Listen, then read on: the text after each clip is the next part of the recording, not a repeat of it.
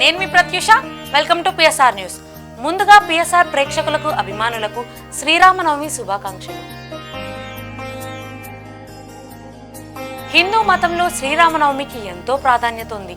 హిందూ మతాన్ని విశ్వసించే వారందరూ శ్రీరామనవమి పండుగ రోజున శ్రీ సీతారాముల కళ్యాణ మహోత్సవాన్ని ఘనంగా నిర్వహిస్తారు.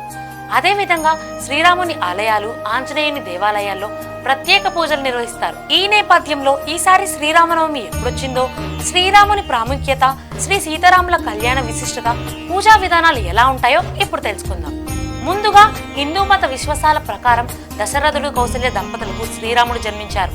త్రేతాయుగంలో చైత్రశుద్ధ నవమి రోజున వసంత ఋతువు కాలంలో పునర్వసు నక్షత్రం కర్కాట లగ్నంలో మధ్యాహ్నం 12 గంటలకు జన్మించారు. అందుకే ఈ పవిత్రమైన రోజున ప్రతి సంవత్సరం మన దేశంలో శ్రీరామనవమి వేడుకలు జరుపుకుంటారు. ఈ ఏడాది ఏప్రిల్ 6వ తేదీన ఆదివారం నాడు శ్రీరామనవమి పండుగ వచ్చింది. శ్రీరాముడు మధ్యాహ్నం సమయంలో జన్మించాడని, అందుకే ఈ పర్వదినాన పూజలన్నీ మధ్యాహ్నం సమయంలో నిర్వహించాలని పండితులు చెబుతున్నారు. పురాణాల ప్రకారం విష్ణువు 7వ అవతారమే శ్రీరాముడు. తనకు చిన్నప్పటి నుంచి దురాశ, దుర్గణాలు వంటివి లేవు. అందుకే శ్రీరాముడిని ఉత్తమ పురుషుడిగా పరిగణిస్తారు.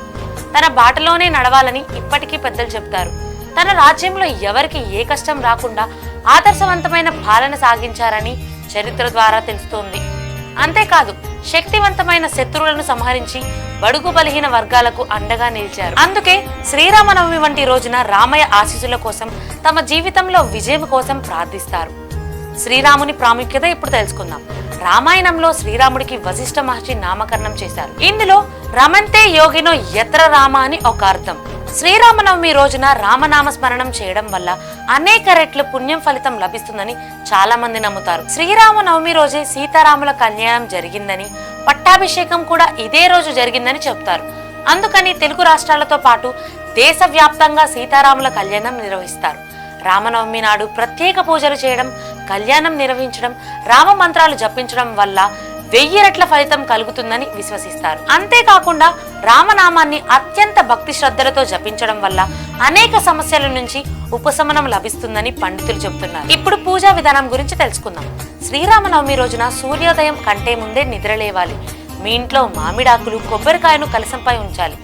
శ్రీ సీతారాములకు ధూపం, దీపం, పండ్లు, పువ్వులు, వస్త్రాలు, ఆభరణాలు వంటివి సమర్పించాలి. శ్రీరాములోరికి తీపి పదార్థాలను నైవేద్యంగా సమర్పించాలి. పూజ పూర్తయిన తర్వాత విష్ణు సహస్రనామం పాటించి హారతి ఇవ్వాలి. చివరిగా మీ సామర్థ్యం మేరకు అన్నదానం చేయాలి. చివరిగా మరోసారి ప్రేక్షకులందరికీ శ్రీరామనవమి శుభాకాంక్షలు. చూశారు కదా, ఇలాంటి మరెన్నో పండుగల గురించి మనం మళ్ళీ తెలుసుకుందాం. అంతవరకు చూస్తూనే ఉండండి పిఎస్ఆర్ న్యూస్.